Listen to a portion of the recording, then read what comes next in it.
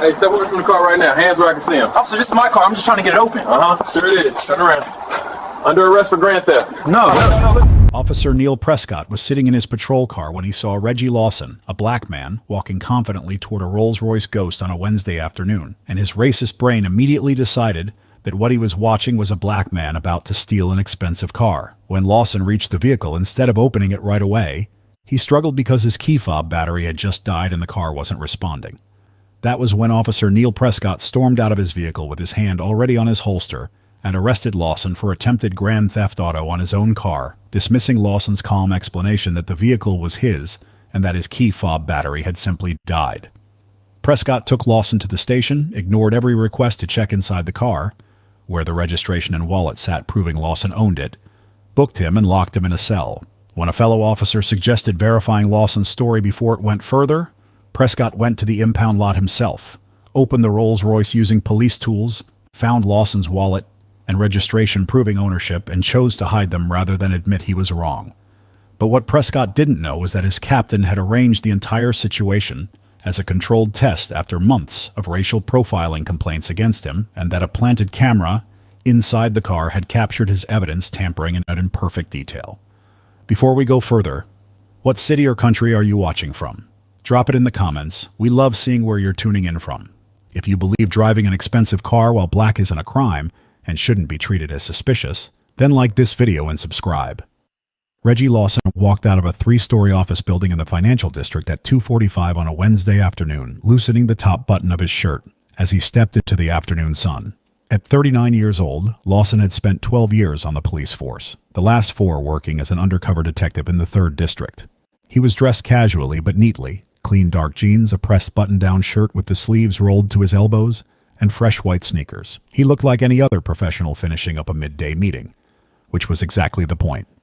He'd just spent 2 hours in a meeting with his captain finalizing the details of an operation that neither man could discuss openly, and now he was heading back to his car to wrap up the day. Lawson walked down the sidewalk with the relaxed confidence of someone who knew where he was going and had no reason to be nervous. His Rolls-Royce Ghost was parked at the curb about 30 meters ahead, a midnight black beauty that he'd saved for over 3 years to purchase. It was his one major personal indulgence, bought with his own money after closing a career-defining case that earned him a significant commendation. He was proud of that car. Not in a showy way, but in the way a man is proud of something he worked hard to earn. He reached into his pocket as he approached the car and pulled out his key fob, pointing it at the Ghost and pressing the unlock button as he walked the last few steps toward the driver's door. Nothing happened. Lawson pressed the button again, closer this time, pointing the fob directly at the car. The door didn't respond. He pressed it a 3rd time and frowned slightly and then looked at the fob in his hand. The battery. It had been acting up for the past week and he'd meant to replace it but kept forgetting. He pressed the button one more time, harder, closer, knowing it sometimes worked if he got close enough. Still nothing.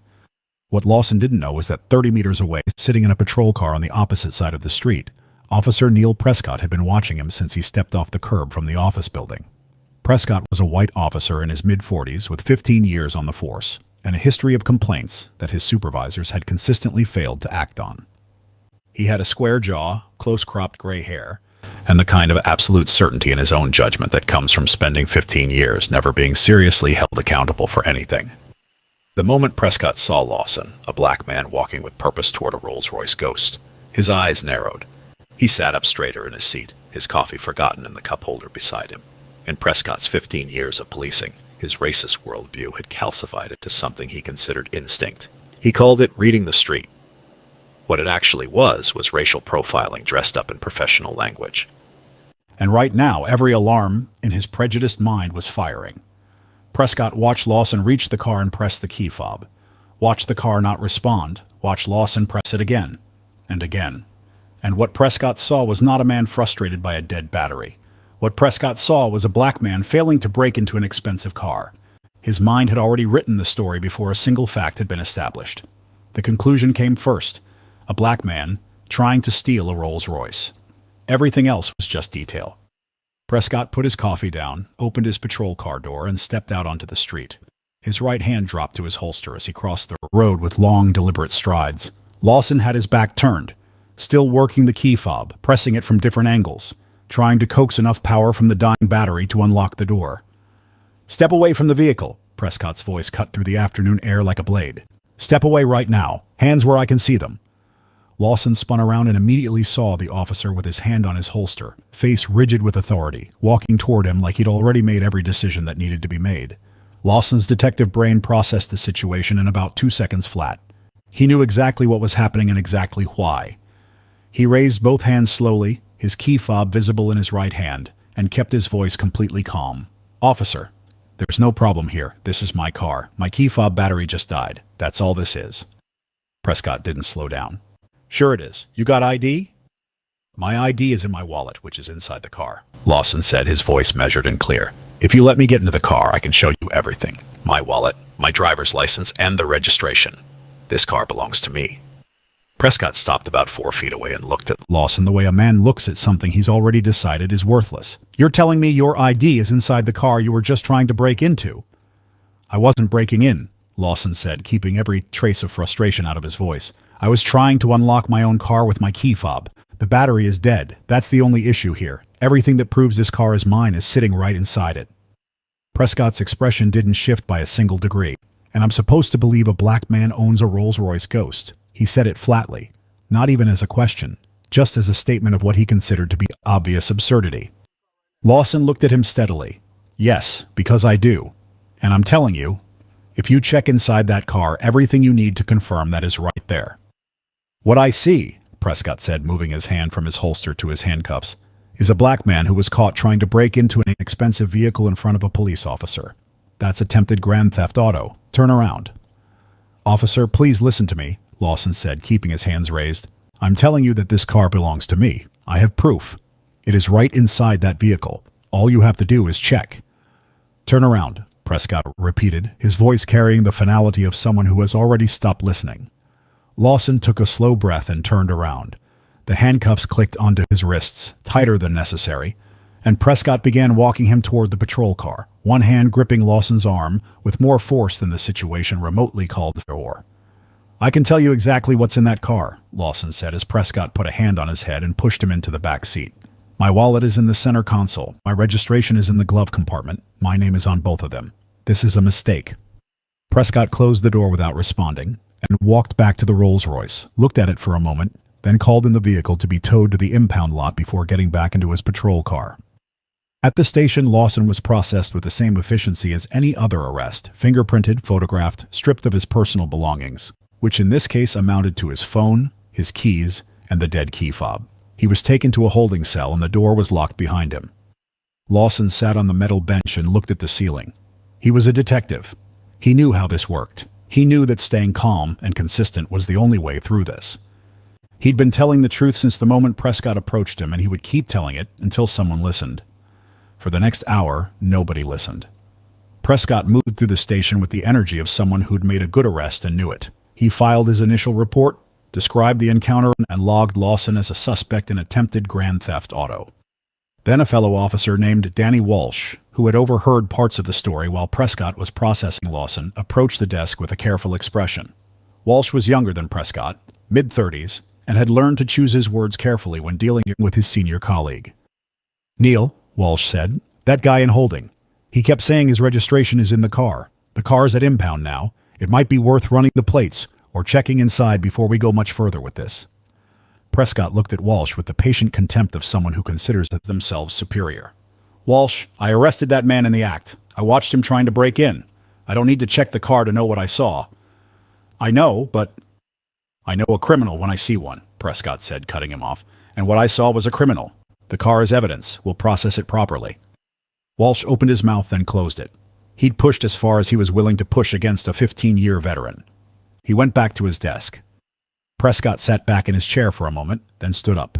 He wasn't going to check the car because Walsh suggested it. He was going to check the car because he wanted to confirm what he already knew. He drove to the impound lot, found the Rolls-Royce Ghost in the row of recently towed vehicles, and used department tools to unlock the door. The interior of the car smelled like leather and cologne. Clean, well-maintained, personal. Prescott leaned across to the center console and opened it. Lawson's wallet was right there, exactly where he'd said it would be. Prescott picked it up and opened it. Driver's license, credit cards, cash. All in the name of Reggie Lawson, with a home address in the city. Prescott then reached across to the glove compartment and opened it. The registration was folded neatly inside. He unfolded it and read it. Rolls-Royce Ghost. Registered owner, Reggie Lawson. The same name on the driver's license. The same man sitting in a cell at the station. Prescott sat in the driver's seat of the Rolls-Royce and stared at the registration in his hands for a long moment. The interior was quiet. The afternoon light came through the tinted windows at an angle, illuminating the document clearly. There was no ambiguity here. The car belonged to Lawson. He had arrested an innocent man. And then Prescott folded the registration back up, put it in his jacket pocket along with the wallet, and got out of the car. He drove back to the station and told the desk officer he hadn't found anything useful in the vehicle. He went back to his report and continued building a case against the man he now knew with absolute certainty was innocent. What Prescott didn't know was that mounted discreetly behind the rearview mirror of the Rolls-Royce Ghost was a small camera, no larger than a thumb, planted there before Lawson had even arrived at the financial district that morning. The camera had recorded every second of Prescott opening the wallet, reading the registration, folding it back up, and sliding it into his pocket. 20 minutes later, Prescott was called to the captain's office. He walked down the hallway, straightening his uniform, a small, satisfied expression on his face, expecting what he usually got after a solid arrest. Acknowledgement, maybe a few words of praise from Captain James Morrison, who had always seemed to appreciate decisive action in the field. Prescott knocked twice on the captain's office door and opened it. Captain Morrison was sitting behind his desk with the calm, unreadable expression of a man who has already made every decision that needs to be made. He looked up when Prescott entered but said nothing. And standing to the right of the captain's desk, dressed in clean dark jeans and a pressed shirt, with a detective's badge hanging around his neck like a statement, was Reggie Lawson. Prescott stopped walking. His hand was still on the door handle. The satisfied expression evaporated from his face completely, and what replaced it was something between confusion and the first cold wave of understanding that everything was about to collapse. "Captain," Prescott said carefully, "what's going on?" Captain Morrison gestured to the chair in front of his desk. "Sit down, Officer Prescott. We need to talk."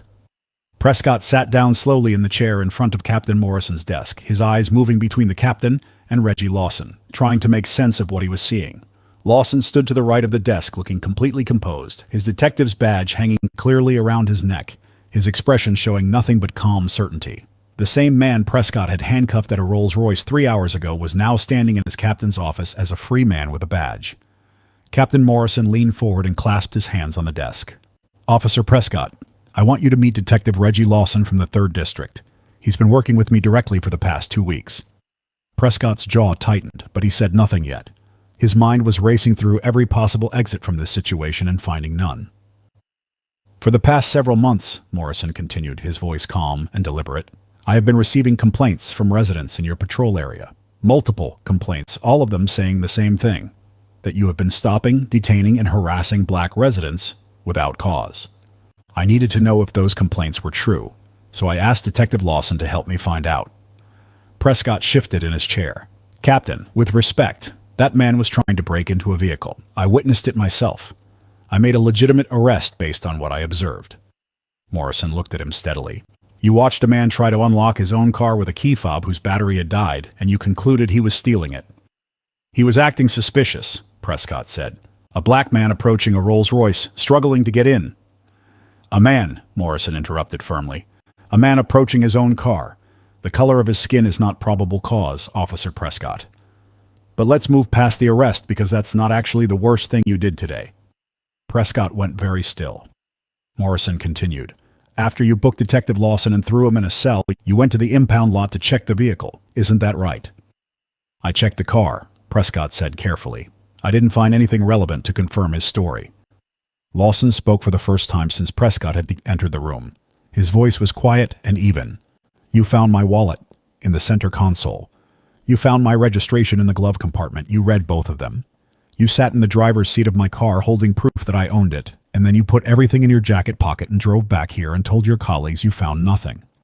Prescott's face stayed rigid, but his eyes shifted slightly. "That's not what happened." Morrison reached forward and pressed a single button on his laptop. The screen turned toward Prescott and began playing footage from inside the Rolls-Royce Ghost. The camera angle was from behind the rearview mirror, looking directly into the interior of the car. The footage was clear and sharp. It showed Prescott leaning across to the center console, opening it, picking up the wallet, opening the wallet, reading the license, then reaching to the glove compartment, removing the registration, unfolding it, reading it, then sitting quietly for a moment before folding the registration, placing it with the wallet, and sliding both into his jacket pocket, then getting out of the car.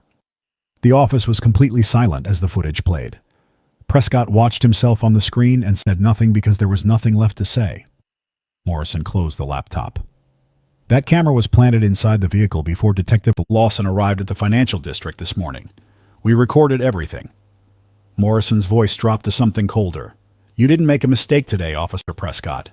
You made a choice. You arrested a man because he was black and driving an expensive car. Then you went to the impound lot, found proof that you were wrong, and chose to hide it rather than admit it. That is not a mistake. That is evidence tampering. That is filing a false report. That is a criminal act committed by a police officer who was supposed to uphold the law. Prescott tried one more time. Captain, I genuinely did not see anything in that car that confirmed. Stop, Morrison said quietly. The single word carried enough weight to end the sentence completely. I just showed you the footage. I watched you read that registration with my own eyes. Do not sit in my office and lie to my face after what I just played for you. Prescott closed his mouth. Morrison stood up slowly and straightened his uniform. When he spoke again, his voice was final and absolute. Officer Neil Prescott, you are terminated from this department effective immediately. You will surrender your badge and your service weapon right now and place them on this desk. Your pension is under review pending criminal charges. You will be escorted from this building by officers who are not your colleagues and who have been briefed on what you did today. Prescott sat frozen in the chair. 15 years on the force. His pension, his career, everything he'd built was sitting in a pile of rubble that he had constructed himself with his own racism and dishonesty. Badge and gun, Morrison said. On the desk, now. Prescott unpinned his badge with the hands that were not entirely steady and placed it on the desk. He unholstered his service weapon, cleared it properly out of trained habit, and placed it beside the badge. Both sat on the captain's desk, looking impossibly final. Lawson reached into his jacket and produced a pair of handcuffs. He stepped forward and looked at Prescott directly, his expression showing no satisfaction, just the steady professionalism of an officer doing his job. Officer Neil Prescott, Lawson said clearly, you are under arrest for false imprisonment, evidence tampering, filing a false police report, and violation of civil rights under color of law. Stand up and put your hands behind your back. Prescott stood up slowly. He looked at Lawson for a long moment, the man he'd handcuffed at a Rolls-Royce 3 hours ago for the crime of being black and owning an expensive car, and then turned around and put his hands behind his back. The handcuffs clicked onto his wrists, the same sound he'd made when he arrested Lawson at the curb, the same cold metal, the same click of the lock engaging. Only this time it was Prescott's wrists inside them. Morrison watched from behind his desk without a word as Lawson walked Prescott to the office door and opened it. The hallway outside was quiet, but several officers who had heard that something significant was happening had positioned themselves nearby. They watched in stunned silence as Prescott was walked out of the captain's office in handcuffs by the man he'd arrested that afternoon. Walsh, the junior officer who had suggested checking the car and been shut down by Prescott, stood near the end of the hallway and watched his former colleague being taken into custody. He said nothing, but his expression showed that justice, however delayed by a few hours, had arrived exactly where it needed to. Prescott was processed at the same desk where he had processed Lawson 3 hours earlier. Fingerprinted, photographed, his personal belongings logged and bagged. Then he was walked to a holding cell and the door was locked behind him. The same concrete walls, the same metal bench, the same locked door. The only difference was who was sitting inside and why.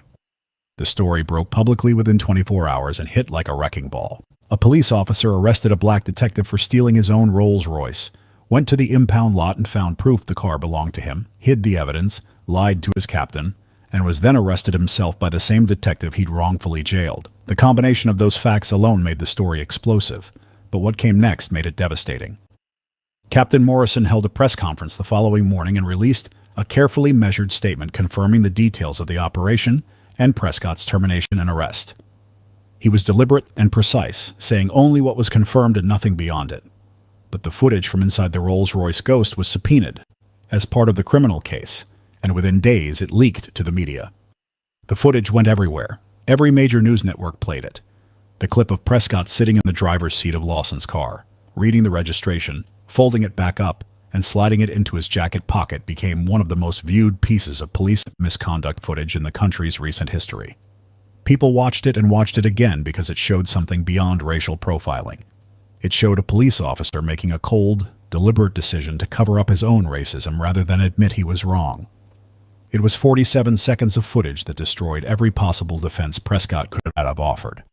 His attorney tried anyway. The defense argued that Prescott had acted in good faith based on what he observed, that the operation was an unfair entrapment setup, and that the footage was being taken out of context. The prosecution responded by playing the footage again, this time frame by frame, showing every moment of Prescott reading the registration clearly and deliberately before pocketing it.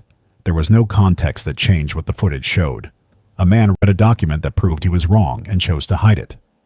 That was the beginning and end of the defense. Internal Affairs opened a full review of Prescott's 15-year career, and what they found was a history that should have ended his employment years earlier. 34 complaints had been filed against him during his career. 29 of them came from Black or Hispanic residents. 18 were excessive force complaints, 16 from minorities. 12 were wrongful detention complaints, 11 from minorities. Every single complaint had been investigated and dismissed or resolved with nothing more than a written note in his file that was never seriously acted upon. 6 of those dismissed complaints came from people who had been detained or arrested by Prescott in situations that looked remarkably similar to what he'd done to Lawson. Black men and women stopped near expensive cars or in affluent areas, treated as automatic suspects, questioned aggressively, and in 3 cases arrested without adequate cause. 2 of those arrests had been dismissed by prosecutors who determined there was insufficient evidence to proceed. Prescott had faced no consequences for either of them. The people who had filed those dismissed complaints were contacted by investigators, and several agreed to give new statements. A black doctor who had been stopped and aggressively questioned while sitting in his own BMW outside his own home. A black business owner detained for 20 minutes while Prescott searched his vehicle without consent after seeing him park an expensive car on a street Prescott apparently decided he didn't belong on. A black college professor stopped 3 times in 6 months while driving through a neighborhood that Prescott patrolled, each time questioned about where she was going and why she was in that area. All of them had filed complaints. All of them had been told their complaints were unsubstantiated. All of them had moved on because they had no choice. Lawson's case gave their experiences weight and documentation they'd never had before. The criminal case against Prescott was built with the kind of precision that left no room for escape. The prosecution had the impound footage showing evidence tampering. They had the false police report Prescott filed claiming he found nothing in the vehicle. They had Lawson's testimony detailing every racist comment Prescott made during the arrest. They had Walsh's testimony confirming that Prescott had shut down a reasonable suggestion to verify Lawson's story before booking him. They had 34 complaints showing a pattern. And they had 47 seconds of footage that showed exactly who Neil Prescott was when he thought nobody was watching. Prescott's deposition was a study in a man running out a road. His attorney had coached him carefully, but there were questions that had no good answers. When the prosecutor asked him why he hadn't simply looked through the car window before arresting Lawson to see if there was any identification visible inside, Prescott had no answer. When asked why he found a man struggling with a key fob more suspicious than a man simply standing next to a car, he had no answer. When asked to explain what specifically made him conclude that Lawson was stealing the car rather than experiencing a technical malfunction, Prescott eventually said that Lawson just didn't look like someone who would own that kind of vehicle. The prosecutor let that answer sit in the room for a full 10 seconds before asking the next question. And what does someone who owns a Rolls-Royce look like, Officer Prescott? Prescott didn't answer. His attorney intervened. But the damage was permanent and on the record. Lawson gave a single press conference outside the 3rd District station where he worked. He stood straight and spoke without notes, his badge visible, his voice carrying the quiet authority of someone who had been through something serious and come out the other side, with their dignity completely intact. Officer Prescott saw me walking toward my own car and decided I was a criminal before I had done a single thing wrong, Lawson said. He arrested me based on the color of my skin and the price of my car. When he went to the impound lot and found proof that he was wrong, he chose to hide it rather than do the right thing. That choice tells you everything you need to know about the kind of officer he was and the kind of thinking that drove every decision he made for 15 years on this force. Lawson paused, and his voice hardened to something cold and final. 34 people filed complaints against this officer. 29 of them were Black or Hispanic. Every complaint was dismissed. Every one of those people deserved better than what they got, and this department failed them repeatedly. I was fortunate enough to be in a position where the truth could be proven without question. Most people aren't that fortunate. That has to change." He stepped away from the microphone and took no questions. Prescott watched the press conference from a holding facility where he was awaiting trial, knowing that Lawson had just said in 2 minutes what his entire 15-year career had spent actively working against. Justice. Plain and simple and completely out of his reach. Neil Prescott's criminal trial began 5 months after his arrest and lasted 3 weeks. The prosecution presented a case so airtight that the defense spent most of its time trying to minimize damage rather than actually defend the charges. The impound footage was played for the jury in full and then played again frame by frame. Lawson testified with the precision of a man who had spent 12 years observing and documenting human behavior professionally, recounting every racist comment Prescott made during the arrest with exact detail and zero embellishment. Walsh testified about suggesting they verify the car ownership and being shut down by Prescott. The 6 other victims who had filed dismissed complaints testified about their own experiences with Prescott, building a picture of 15 years of systematic racial targeting that the department had repeatedly failed to address. The defense argued that the entire operation was entrapment and that Prescott had been set up to fail by his own department. The prosecution responded simply by playing the impound footage one final time and asking the jury a single question: was finding proof of innocence and choosing to hide it in your jacket pocket a setup, or was it a choice? The jury deliberated for 11 hours and returned guilty verdicts on all 5 counts: false imprisonment, evidence tampering, filing a false police report, deprivation of rights under color of law, and misconduct in office. At sentencing, the judge reviewed Prescott's 34 complaint history, the 6 other victims who had been failed by dismissed complaints, the deliberate evidence tampering caught on camera, and the false report filed to cover it up. The judge looked at Prescott directly before delivering the sentence and said, "You did not make a mistake. You made a series of calculated decisions rooted in racial bias and then compounded every one of them with deliberate deception. You abused the authority given to you by the public and used it as a weapon against the very people you were sworn to protect." The judge sentenced Prescott to 18 years in state prison with the possibility of parole after 14 years. At 46 years old, Prescott would be 60 years old at his earliest possible release. His pension was permanently revoked. His law enforcement certification was canceled for life. He would never wear a badge again. The police department faced immediate consequences as a result of the internal affairs review. Captain Morrison, who had handled the operation and the fallout with complete integrity, was commended by the city. However, the supervisors who had dismissed 34 complaints against Prescott over 15 years were not treated as kindly. 3 senior supervisors who had signed off on complaint dismissals without adequate investigation were formally disciplined. 2 were demoted. 1 was forced into early retirement. The department implemented mandatory independent review of all racial profiling complaints, removing the ability of individual supervisors to dismiss complaints without oversight. 22 other officers identified during the internal affairs review as having disproportionate complaint patterns involving minority residents were placed under enhanced supervision with quarterly reviews. 7 of them resigned rather than face the scrutiny. 4 were eventually terminated after further investigation revealed misconduct similar to Prescott's, though none as severely documented.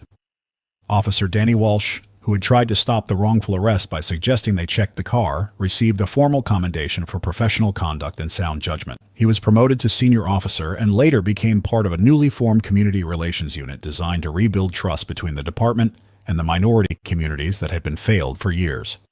Prescott's wife filed for divorce 3 weeks after his conviction. His 2 adult children released a public statement saying they were deeply ashamed of their father's actions and expressed personal apologies to Lawson and all others affected by Prescott's conduct during his career. His house was sold to cover legal fees. He entered prison with nothing remaining of the life he had spent 15 years building on a foundation of racial bias and unchecked authority. Detective Reggie Lawson returned to active duty at the 3rd District with a formal commendation from the department for his role in the operation and his professionalism throughout the entire ordeal.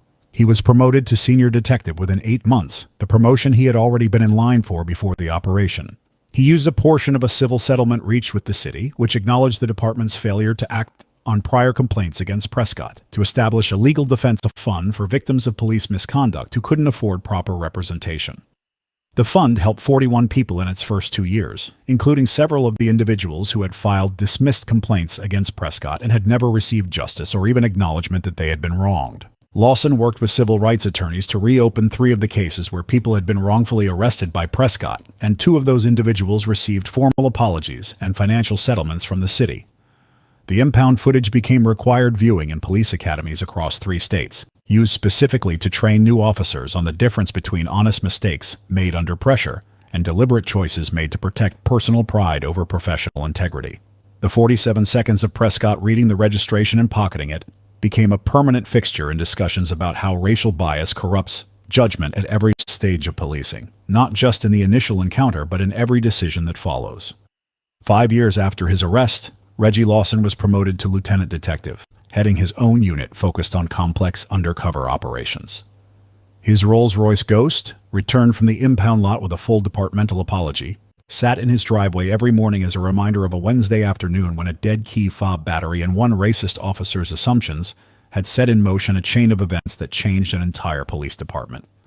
Neil Prescott was still in prison with 9 years remaining before parole eligibility, known throughout the facility as the cop who arrested a detective for owning a car, hid the proof in his own jacket, and thought he was going to get away with it. The footage of him pocketing that registration still circulated online with millions of views, permanent and inescapable, following him into whatever future remained after his sentence was served. The lesson was unambiguous and brutal. Neil Prescott saw a black man in a Rolls-Royce, and his racism made the introduction for him before a single fact was established. Every decision he made after that was built on that first corrupt assumption, each one worse than the last, until he sat in a captain's office watching himself on camera holding the proof of his own wrongdoing.